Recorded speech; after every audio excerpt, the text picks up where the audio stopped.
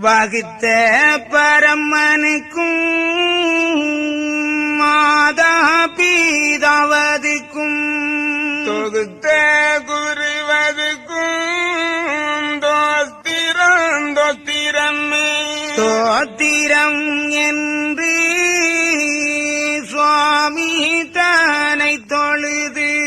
ராத்திரி தூக்கம் நான் வைத்திருக்கையிலே ஆண்டான ஆண்டு 1016 காண்டானை கண்டேன் கார்த்திகை மாதங்களில் செய்தி 27 சிறந்த வெள்ளி நாளையிலே சுகுதியுடன் நித்திரையில் சுபக்கான லக்கணமதில்